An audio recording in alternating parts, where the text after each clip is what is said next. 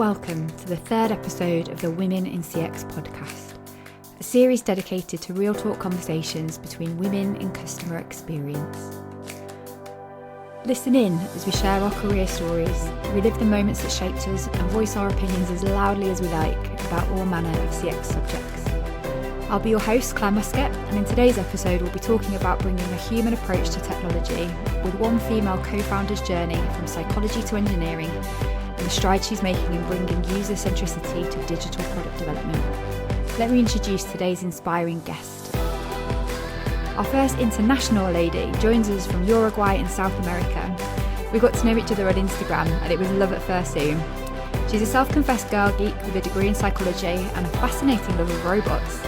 She's co-founder of the Next company and a top UX consultant with Attica Labs. Please welcome to the show, CX sister, Ines Martinez. Hey Ines! Hi! How are you doing today? Very good, how are you? I am wonderful, it's Friday. Yay! So welcome to the Women in CX podcast. Thank you so much for having me. No problem at all, and welcome to everybody listening along. So, since I met you a while back on Instagram, I've really reflected on how we met and kind of how I immediately had this girl crush on you as a fellow woman in CX, and just knew I had to get to know you.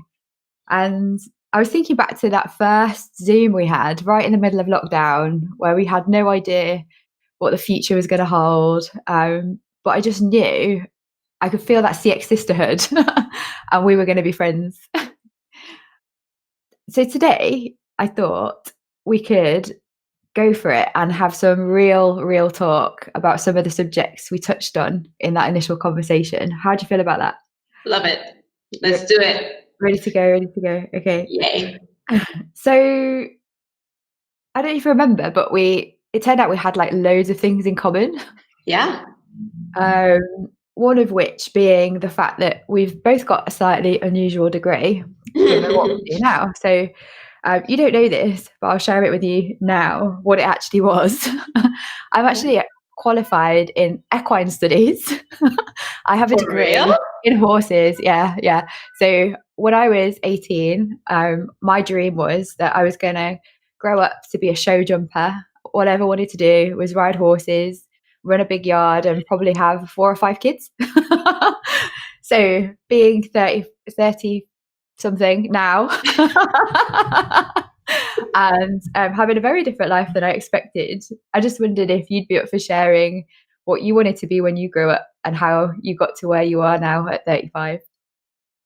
Okay. I mean, can we first, that's such a British, I feel like wanting to do horseback jumping, riding, that's such a British thing to do. That would never cross my mind in a million years. I don't know anyone. I love it. I cannot believe that you actually consider that as a career, and how amazing that your life took you in a completely different direction. Well, it was a bit of a weird one, really, because I had a riding accident and I broke my back, so I couldn't ride for years. But during my equestrian days, I actually also became a fully trained horse midwife. So I was right in there in terms of being very serious about this career. But thank you. I'm sure you're imagining young Claire, equestrian days riding ponies, very British. Tell me about you. Well, I always envision a career as a professor and a researcher. I love the university environment, and I love science. And when I majored in psychology, I was sure that I wanted to do research. But after a couple of years of being an assistant and then trying, to get into the whole universe is so difficult, it's so challenging, so competitive, and I just kind of it started to kind of crush my soul a little bit. And I was watching my friends, actually my best friend stuck on there, and she's now she has her PhD and she is a college professor and she's very successful. But I was privileged enough to see her journey and mine and all the sacrifice that she made.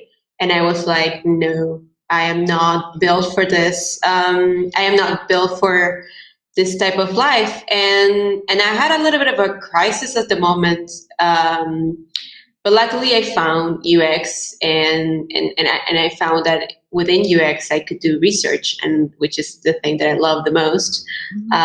So I kind of like found my way of incorporating the things that I love into a life that suits me better, where I don't have to make the sacrifices that my friend has made. So yeah, when I was 18, I imagined myself probably in some campus, being a full-time professor, doing research, being in a lab all day, not interacting a lot with people, or maybe behind a mirror.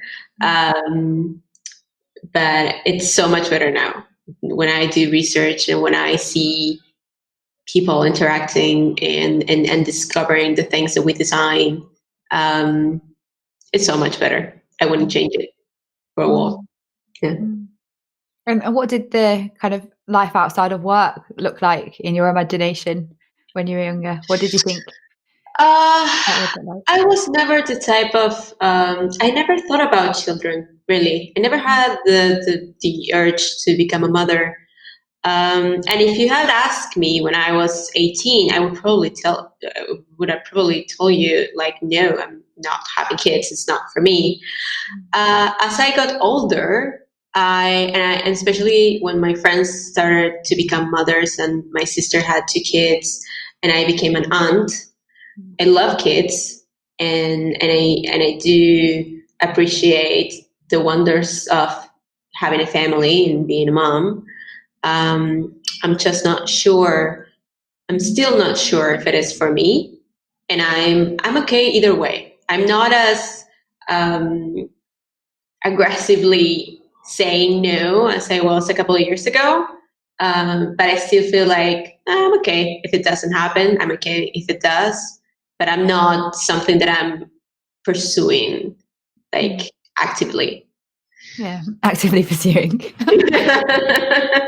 I like that turn of phrase. Yeah, I guess I like, when I was a kid, I thought that was what women were supposed to be like. That if you weren't a wife and a mother as an adult, you probably had done something wrong. But as I progressed through my career, I guess I didn't even really think about it at all. You know, as you said, it just didn't cross my mind. I was too busy climbing a career ladder and having fun to worry about it. Yeah, for sure. And I absolutely agree with you. I have no urge to give up my freedom and all of the fun that I have flying around the world doing whatever I want with whoever I want.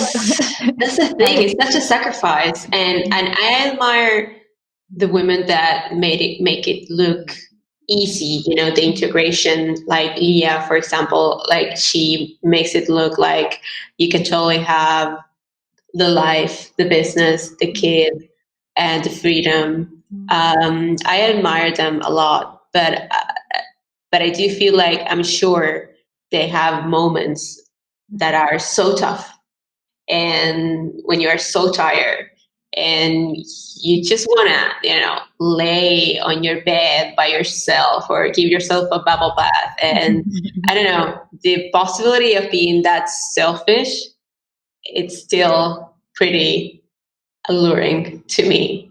Yeah, and I'm not sure if I'm ready. I admire women that do and do it so well, and give themselves into the job of being a mom. I admire them a lot, but I'm not sure if I'm ready for it. If I'm ever going to want to do that, I'm not sure, and I'm okay with that. Yeah, and I agree with you. So both the guests we've had on in episode 1 and 2, one's a married mum of 2, one was a single mum of 2. So I guess this is my first real talk conversation with someone my age who is in a similar situation, single and child-free. So I guess it makes for an interesting conversation to question why there is so much pressure to have to make a decision. And I guess at this time of our lives now, like, I know I became more aware of it because the media or society has conditioned me to think that it's a problem. So, for example, I get asked all the time, but when are you going to have kids? And I think it's the rudest question in the world. And you should never ask a woman that. By the way, if any guys are listening, especially, or other women actually, because it's more often women who have I kids think asking women that. are worst. Yeah. Women are worst. And I think I've landed at a point of thinking, it's not like I actively want children, but I'm starting to think I might have the fear of missing out if I don't, which is definitely not a good enough reason to have kids. But like, what if I don't and then I regret it because my body can do it? Yeah, one thing that I did do at the beginning of the year, and then as everything, it got kind of like shut down because of COVID. I went to a doctor to talk about freezing eggs and the procedure, how much it costs, like all the details. And I was actually considering doing that because the same, it's like, how about if I'm 40 and I regret it?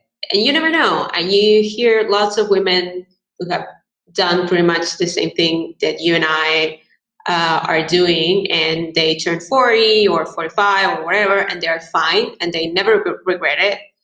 But you also know the other stories of people who actually put their career first and then had trouble conceiving, and they really felt, kind of like taken aback by that situation. So I do feel like the same way as we plan our career, as we plan our finances, I think it's smart if you can to go that road and to plan your fertility, and of course it's an investment, and it's not cheap anywhere. I don't think there's a country in the world that is cheap.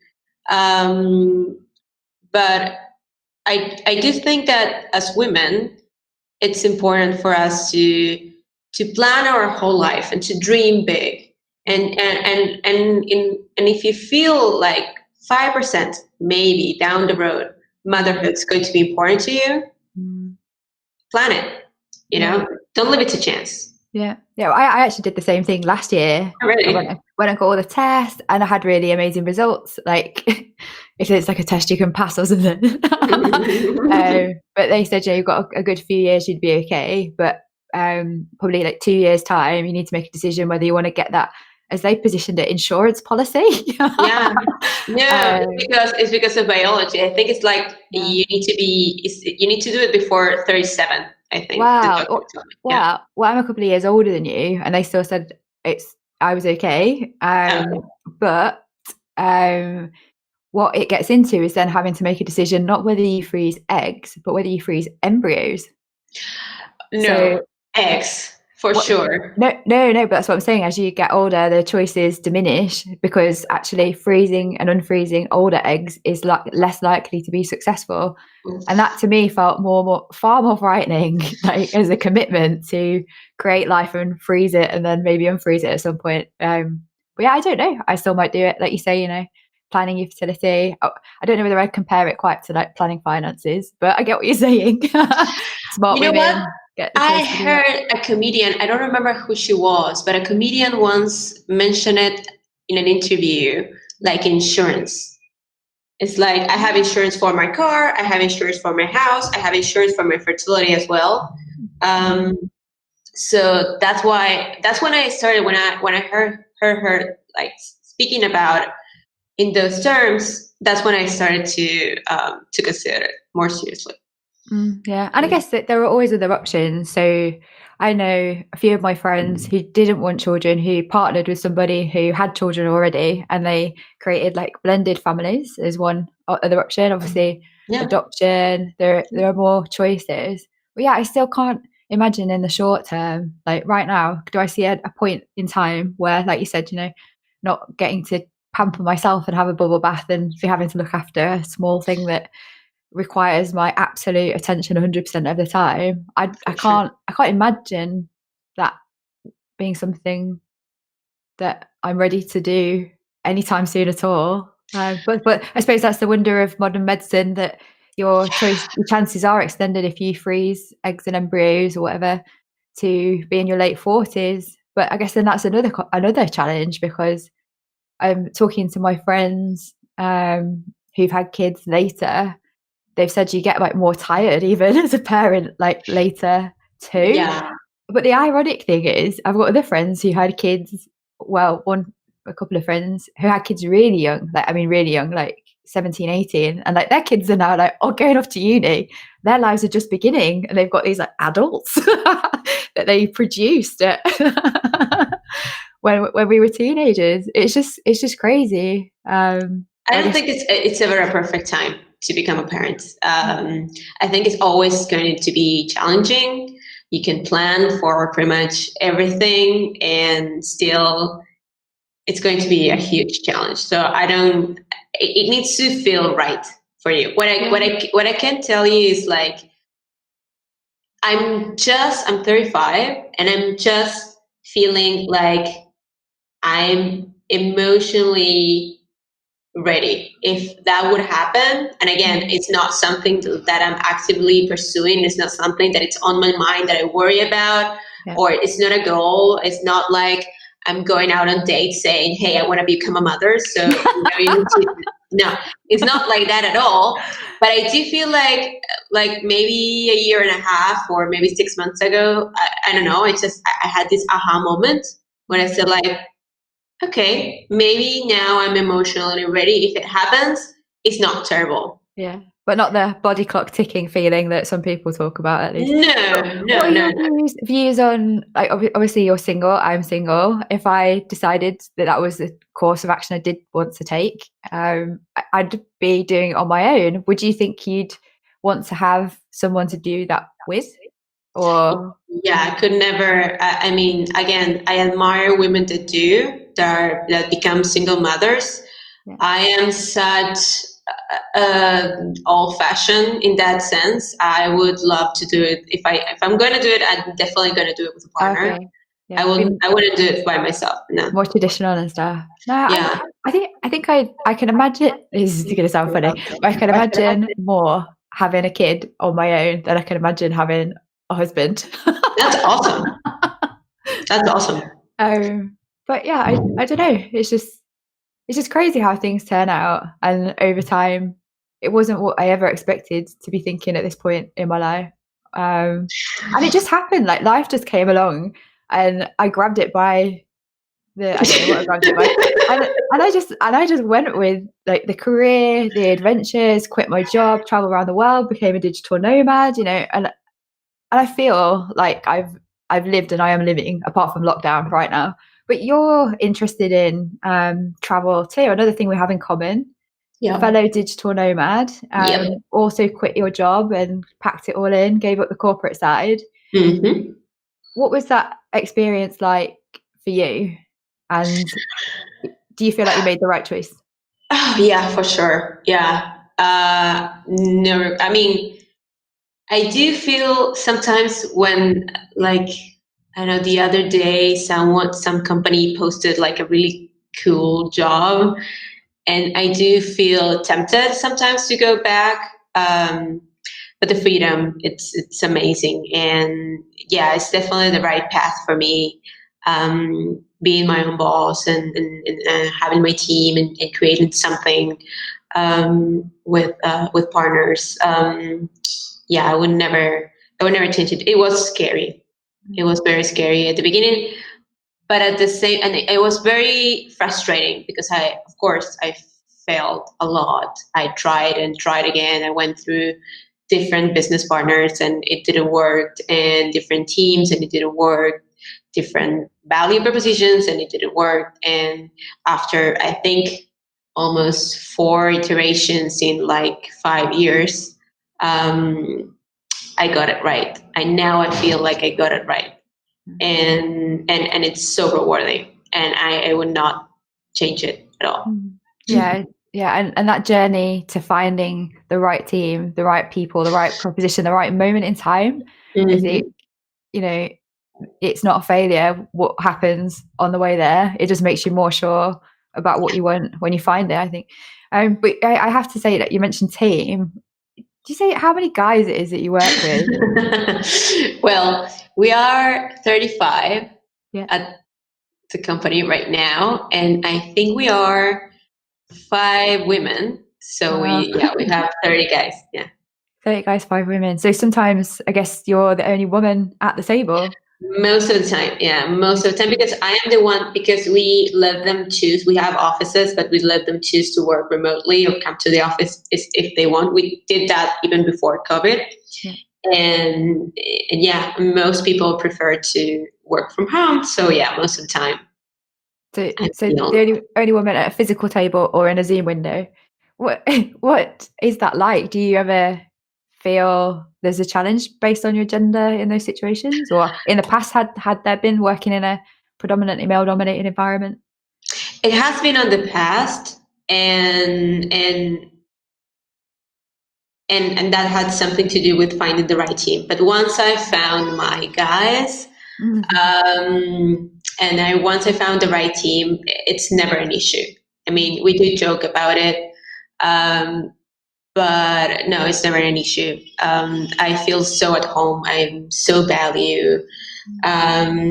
We care for each other so much. We are family. We're and yeah. So right now it's no issue, and they protect me a lot, and they wouldn't stand for yeah. The first person that they hired, even before I joined the company, was a woman.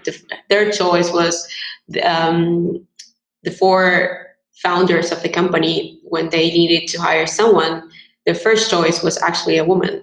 And she's still with us today. She's an amazing software developer, and so they are allies 100%. That's And nice. That's nice. So amigos. amigos. You're amigos. Yeah, for sure. Yeah, it's interesting, isn't it? Because career paths, I guess, when we were progressing from riding horses into marketing, traditionally software development, technology was much more of a guy's route. But I think we are starting to see a shift. Female developers, women in tech. There's been a lot of focus in the last few years, especially in Silicon Valley, of really raising the profile of women in particularly leadership roles in technology. But what do you think the kind of next challenge is for young women coming up through the routes of tech and UX and dev? I think it's not just women. I think tech has a huge challenge when it comes to diversity as a whole. People of color, LGBTQ community. We do know, like, we are creating tech that is racist, that is biased in many, many ways. And that's because we don't have enough diversity in the teams that are developing this technology. So, yeah, women are just one of the many, many groups that are being left behind when it comes to technology. And that's why I feel like it's so important to bring everyone to the table. And I do mean everyone. Yeah. The amazing thing that is happening right now is, like, when you think about tech, you usually think about the developer role, but there's so many other roles, and you don't need to know how to code to be part of the conversation, to be part of the tech work. I don't know how to code still, and I'm not planning on learning. But when you have a diverse team of people contributing to the development of tech, of a new product, of a new service, everything's better. And we are not going to solve the problems that we have right now and the problems that we are bound to have in the near future if we don't make that shift. If the decisions is always made by white dudes. Yeah. White, old, rich dudes. Yeah. Like the other day, Elon Musk tweeted something that I really hated, because he was talking about one of his companies, which is Neuralink, which basically works on creating integrations with AI and in human bodies, which is actually pretty cool what they're doing. But he tweeted something like, our mission statement is, if you cannot fight it, join them. And I was like, this is bull, because it's like you are creating the problem. It's not like you are accepting something that you cannot control. You're doing it yourself, but you're taking this approach like this is something that we just need to accept, and that is going to be it. And that is, for me, so lazy. And if you were someone that had actually had more struggle, you wouldn't have that position, because you cannot afford it. You cannot afford just accept it and join and don't resist and don't try to make a change, because you are really suffering the consequences. And that's why I feel like diversity is so important in tech, and that's something that we totally need to change. Yeah, it's like diversity and acknowledgement and recognition of privilege, right? Yeah. So yeah. Until that is acknowledged, that it even exists still in some places, we're never going to be able to have the momentum behind diversity and inclusion from a hiring perspective, even from an inclusive design perspective. You can create all the toolkits in the world that have personas that represent people, but it's not the same as having the decision makers actually being diverse and including everybody. So I think we kind of touched on the next thing we have in common when you started talking about AI, which is we're both massive geeks. Yay! Yay for the girl geeks. What do you geek out on the most, would you say? Other than Star Wars? Star Wars. I'm also a theater geek. Like last week that Hamilton, the film was released, I was the whole week, and I organized a watch party and everything. But when it comes to tech and science fiction, I always feel like science fiction is what is moving us forward. It's like we are watching it in the movies and we want to have it. And so we're going to create it just to have the cool stuff that we saw in Star Wars or Star Trek or whatever. But I do feel like our relationship in general with machines, with robots, with AI, is going to be such a game changer. Just as we have changed our way of sitting, of moving, just because we have our phones with us all the time, having a robot in your house, and starting to interact on a daily basis, it's going to be such a game changer. And I agree. And I know we've geeked out on this before, but for me, like, Alexa is the first step to having a robot in your home. Having actual conversations with AI, like, it's the first person I speak to in the morning. She does stuff for me. Like, I constantly talk to Alexa. Yeah, that's probably, that maybe means I also need to get a boyfriend or something. That's our first conversation. I'm only joking. But the only actual interaction I've had with actual robots is at Seoul Airport, in fact, where I met the cutest robot on the planet.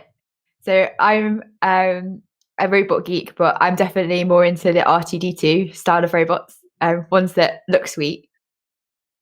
Do you think that is perhaps a way of making technology in robot form friendlier and therefore less frightening when they're really cute? Yeah, for sure. And I think Koreans and Japanese, and Chinese cultures are creating robots that are so cute, and that teach us, and they're taking everything that we know about why we find babies irresistible, and why we find puppies irresistible. Big eyes. The big eyes. Yeah. Yeah, the big eyes. And they are bringing it into robot design.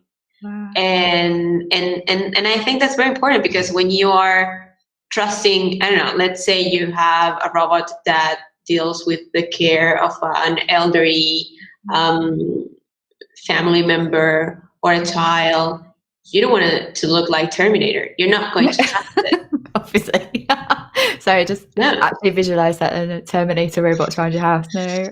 Yeah, you're not going to trust it, to live with your child or with your grandparent if it doesn't look if it doesn't look cute. And I think that, again, Alexa, Siri, the pitch of their voices, there's so much more that goes into the experience of connecting with a robot than just the great algorithm that makes it work. And I think that's a field that is very exciting.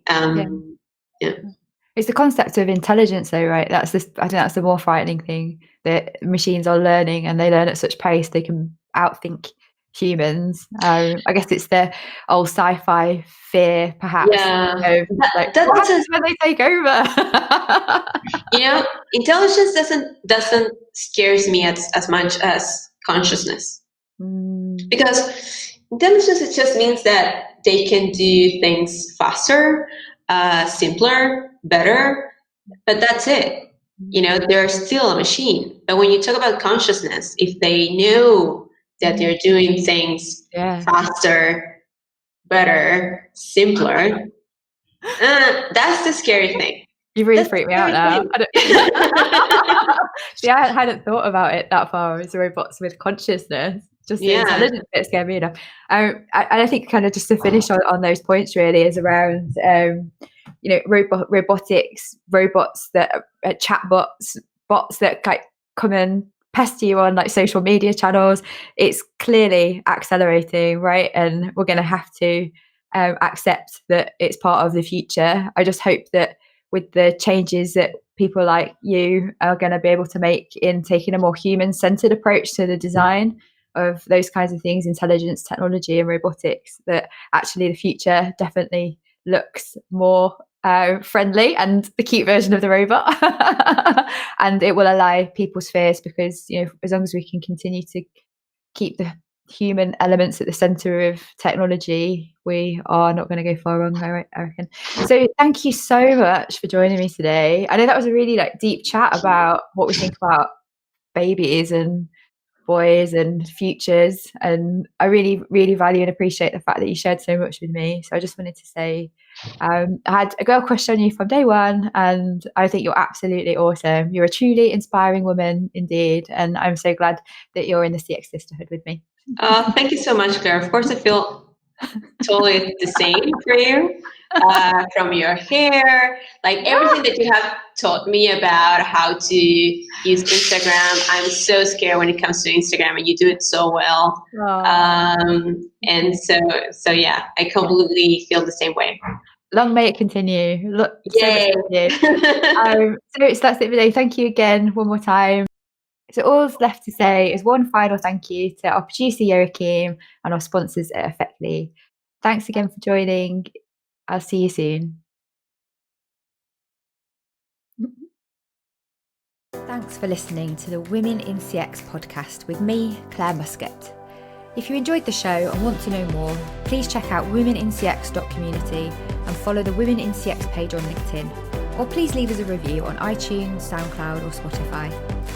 Join us again next week when I'll be talking to a woman whose exciting career in CX meant world travel on her journey to becoming a Chief Customer Officer, talking about her insights into CX leadership and the power of community.